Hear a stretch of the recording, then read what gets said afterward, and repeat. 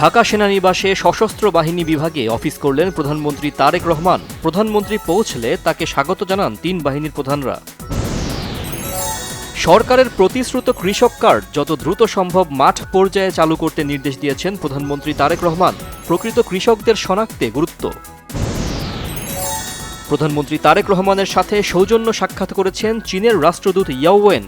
প্রধানমন্ত্রীকে শুভেচ্ছা জানানোর পাশাপাশি চীন সফরে দেশটির প্রেসিডেন্টের আমন্ত্রণ পৌঁছে দেন তিনি।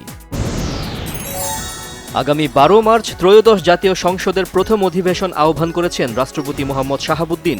12 ফেব্রুয়ারি নির্বাচনের মাধ্যমে এই সংসদ গঠিত হয়েছে।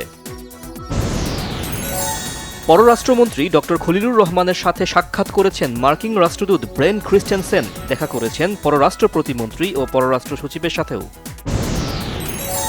ইউরোপীয় ইউনিয়নের মিশন প্রধানের নেতৃত্বে Spain, German, Norway, France, Denmark সহ 8টি দেশের রাষ্ট্রদূতরা সাক্ষাৎ করেছেন পররাষ্ট্রমন্ত্রী ও প্রতিমন্ত্রীর সঙ্গে। বিভিন্ন জায়গায় আওয়ামী লীগের অফিস খোলা প্রসঙ্গে স্থানীয় সরকার মন্ত্রী ও বিএনপি মহাসচিব মির্জা ফখরুল ইসলাম আলমগীর বলেছেন, আওয়ামী লীগের কার্যক্রম এখনও নিষিদ্ধ। দেশে মব কালচারের দিন শেষ জানিয়ে আইন শৃঙ্খলা নিয়ন্ত্রণে গুরুত্ব দেওয়ার কথা জানিয়েছেন স্বরাষ্ট্রমন্ত্রী সালাহ উদ্দিন আহমদ। সড়ক অবরোধ করলে কঠোর ব্যবস্থা। কিছু গণমাধ্যম তাদের সঠিক দায়িত্ব পালন বাদ দিয়ে ব্ল্যাকমেইলের কাজ করছে অভিযোগ করে এসব পরিহারের আহ্বান তথ্য ও সম্প্রচার মন্ত্রী জহিরুদ্দিন স্বপনের। প্রধানমন্ত্রী তারেক রহমানের প্রতিরক্ষা উপদেষ্টা অবসরপ্রাপ্ত ব্রিগেডিয়ার জেনারেল শামসুল ইসলাম বলেছেন, সশস্ত্র বাহিনীর আধুনিকায়নের কার্যক্রমসমূহ বাস্তবায়নে সরকার বদ্ধপরিকর। দেশের 6 সিটি কর্পোরেশনে নতুন প্রশাসক নিয়োগ। ঢাকা উত্তরে আব্দুস সালাম আর দক্ষিণে শফিকুল ইসলাম খান। প্রশাসক নিয়োগ দেয়া হয়েছে খুলনা, সিলেট, গাজীপুর ও নারায়ণগঞ্জ সিটি কর্পোরেশনেও।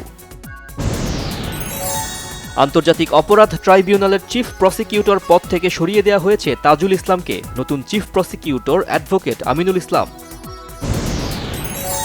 জাতীয় ভোক্তা অধিকার সংরক্ষণ অধিদপ্তরের সহকারী পরিচালক আব্দুল জব্বার মণ্ডলের সাথে মৌলভীবাজার ব্যবসায়ী সমিতির বিতর্কের অবসান। আওয়ামী লীগের তুলনায় বিগত অন্তর্বর্তী সরকারের সময়ে কিছু ক্ষেত্রে চাঁদাবাজি 20 থেকে 50% বেড়েছিল, অভিযোগ ঢাকা চেম্বার সভাপতি তাসকিন আহমেদের। এবার বাংলা একাডেমি সাহিত্য পুরস্কার 2025 পাচ্ছেন 9 কবি, লেখক ও গবেষক। 8টি শাখায় এ পুরস্কার দেয়া হচ্ছে। প্রধানমন্ত্রী তারেক রহমান বিজয়ীদের হাতে এ পুরস্কার তুলে দেবেন। নড়াইলের সিংগাসোলপুরে আধিপত্য বিস্তারে দুপক্ষে সংঘর্ষ। বাবা ছেলে সহ 5 জন নিহত, আহত হয়েছে আরও 7 জন। এবার জর্ডান ও সৌদি আরবের ঘাঁটিতেও যুক্তরাষ্ট্রের যুদ্ধ বিমান মোতায়েন। চুক্তি না করলে ইরানে বড় ধরনের হামলার হুমকি প্রেসিডেন্ট ট্রাম্পের।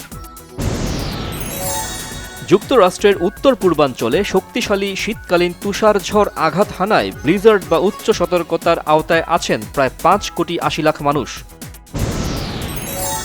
বাংলাদেশের ক্রীড়া ফেডারেশনগুলোর কাছে গত 1 বছরের কার্যক্রমের প্রতিবেদন চেয়েছেন ক্রীড়া প্রতিমন্ত্রী আমিনুল হক। ক্রীড়া আসরে সাফল্য ব্যর্থতা নিয়ে আলোচনা। ঈদুল ফিতরে মুক্তি পাচ্ছে রায়হান রাফি পরিচালিত ছবি প্রেসার কুকার। ছবিটিতে অভিনয় করেছেন শবনম বুবলী, আরও আছেন 3 নায়িকা।